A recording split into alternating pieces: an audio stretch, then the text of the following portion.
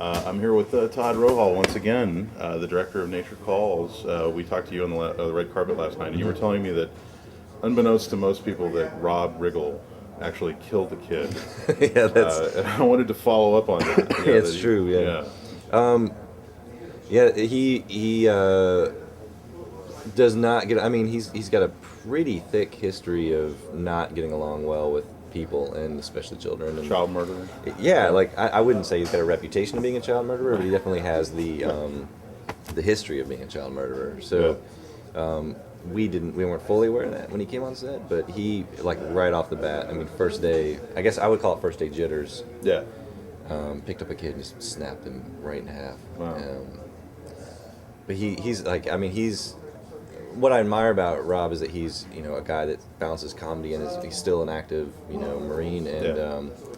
so being able to witness something like that and see it be funny on top of it, like being able to break a kid in half and being completely entertained by it, is like what I love about Rob Riggle. Like, I mean, he can take both of those things and just like knock it out of the park, I mean, the kid's parents were laughing. I mean, he is good at what he does. Then it's all right. He's I mean, really if funny. if the parents are laughing, it's fine. Yeah, it was really one of my favorite moments from set. Now, you guys had your premiere here at South by Southwest. How do you feel like that went? What is everybody talking? Like, is everybody like saying really good things? Everybody seemed like they really enjoyed the film. It seems like the reaction's been really good. I mean, yeah, I couldn't ask for a better time at a screening at the Paramount. And, anytime you are lucky enough to be in that theater showing your own work, I mean, that in itself was, a coup for me, just to know that we can launch this thing out of there. No one had seen the movie at all before. I mean, we literally just finished it days before. Mm-hmm. And you're throwing something up on screen, you have no idea how anyone's gonna respond. It's not something that's been test screened and tried. It's like you're just working off your guts of like, let's see what happens and dealing with what you have to deal with. And did you sit there and watch the film with everybody? I did. Yeah. Was that kind of nerve-wracking?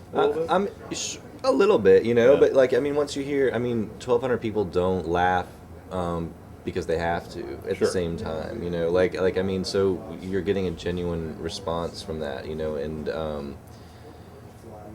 so I mean, there's definitely a comfort in that. When you have a comedy, like, if it's working or not. It's not like a drama where you just like you will have no idea, what's working dramatically. But with this, it was just it's a fun feeling to have that. When you have a cast like this, and you got guys like Rob and guys like Johnny Knoxville and Patton Oswalt, who's just a genius at everything, and Patrice O'Neill and all these great guys.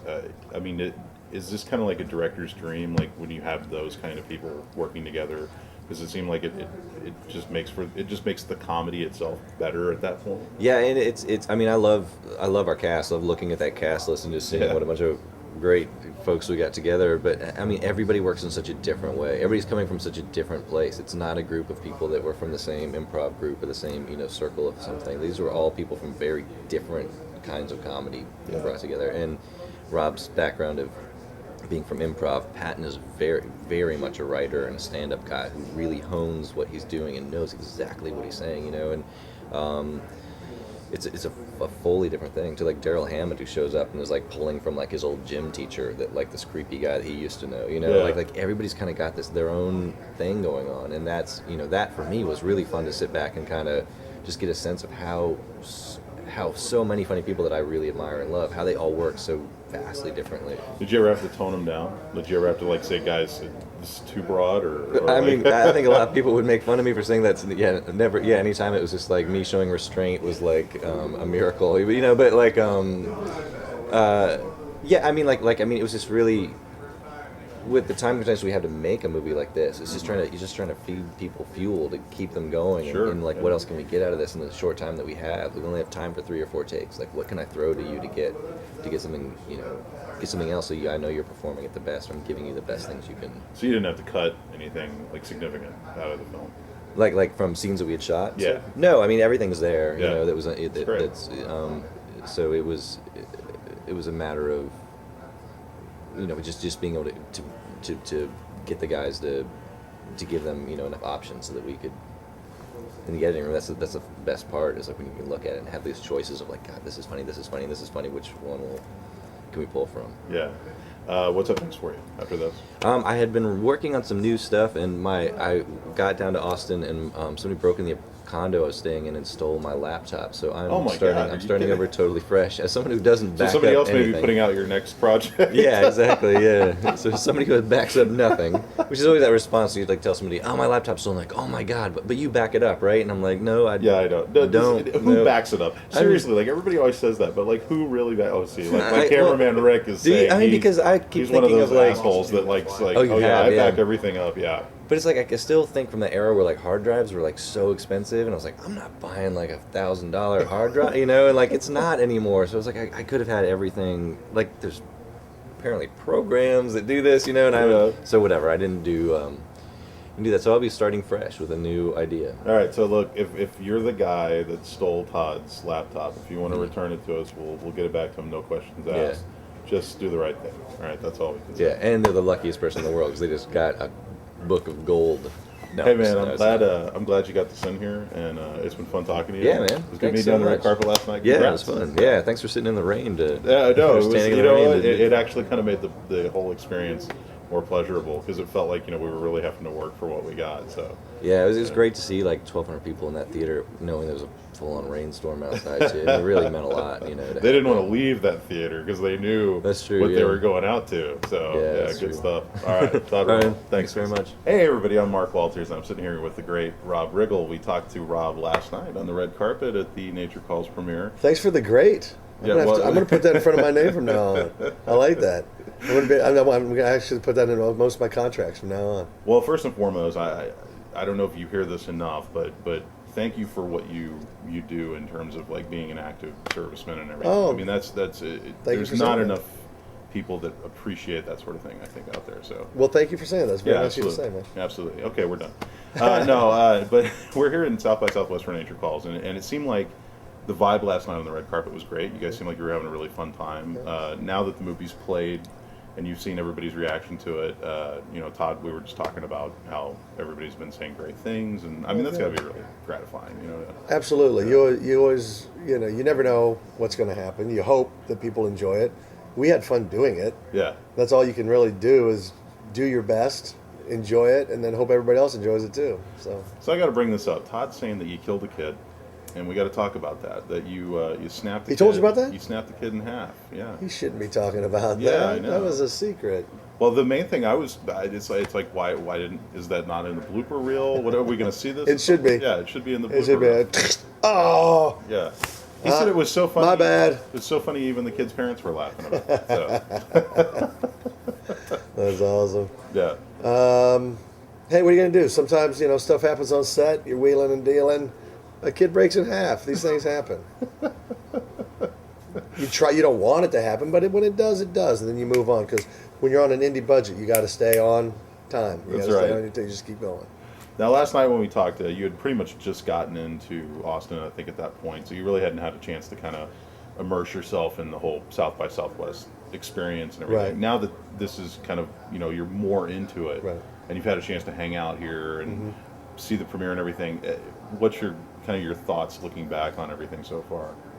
Well, I still haven't been here all that long, but this place is awesome. Yeah, it's pretty cool, huh? It's such a cool environment. Everybody here is really savvy with regard to film, and they're passionate about film and music, and it's just a really cool festival that everybody seems to be in a great mood. Everybody's really kind to each other. I'm enjoying it. I'm thoroughly enjoying it, and like I said, I haven't been here that long, so I'm actually looking forward to spending more time here. Yeah. Now you've got this movie, and then you've also got 21 Jump Street, which is hysterical. Oh, and, good. I saw it, loved it. I actually can't wait to see it again. Oh, good. I haven't seen it. I saw an early cut of it in November, so I haven't seen the final version. It'll be new to me as well.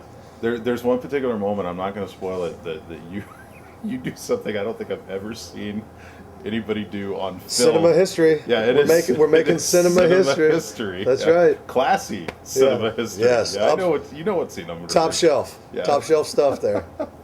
Oh. Well, plus I was excited because, like, I've always said, and I'm not just saying this because you're here. I've always said that if there was ever a movie made about me in my life, that I would want you to play me. And in the movie, you play Mr. Walters, and I was like, well, that's like That's close. that's pretty That's damn pretty close. That's pretty damn close. Yeah. But you wouldn't want to be like Mr. Walters. I don't think I would want to be like that, Mr. Yeah. Walters. Yeah, probably not. So, the one last thing I wanted to talk about, not to bring the mood down or anything, but we did talk about this briefly last night on the red carpet, and that was you worked very, very closely with Patrice O'Neal. Oh yes, yeah. And you guys pretty much spent all your time together, you know, Yeah. on this particular film, on Nature Calls. And he's always been, from the moment I first saw him, you know, on stage. I think he's just such a brilliant He is. comedian, and it was such a loss to the world of comedy and entertainment. But this is kind of like a nice sort of, you know, an homage. You know, it's like his legacy kind of being left. For Yeah, people to yeah. see. You know, this was the last thing Patrice did work-wise before he passed, Yeah. and I was really happy last night when I saw the movie because I got to see him again and Yeah. and hear his voice and he scores in this movie. He's Yeah. got some big laughs in this movie, and that made me really happy because I wanted that for him because he deserves it. Because like you said, he was an amazing and very talented comedian, and I consider myself lucky because I got to work with him the most on this movie. You know, because our characters kind of go on the journey together. Yeah. Well, you were telling me you guys were driving back and Well, forth. yeah, and we shot, from New York City, you know, we yeah. shot probably an hour and a half outside of New York City. So every day we would ride together to and from set. So, you know, that's 3 hours of just uninterrupted Patrice time, you know, in the car. And uninterrupted Patrice time is funny time. Was there ever a moment when like he laid something on you that you just lost it? Like you were just like, that's the funniest damn thing I've ever heard in my life. Well, that would almost be a daily basis. Yeah. You know, that, I mean, because his mind was always cooking. His Right. mind was always cooking. And I would be, you know, and I think I said this last night, but I would, in the car, we would be driving and he'd be just, you know, ranting about something and it would be hilarious. But I think the only thing I ever said to him was like, come on, Patrice, you don't mean that. Come on, Patrice. You know, like because he would just say the most shocking, hilarious things. Yeah. All the time. So, yeah, I miss him and I think a lot of other people do too. Yeah, well, this film's a great tribute to kind of his whole legacy of comedy, and so it's just nice to kind of pay tribute to him that way. You're a big Twitter guy, and I see you tweeting all the time and everything. Do you like the social network? Well, here's the thing. Yeah, Yeah. I do, but I got to the point where, you know, when I first started on Twitter, you know, I was trying to do, here's something funny, it's exhausting. Yeah. You know, at one point I was like, I can't, I don't have anything today, guys. You know, enough.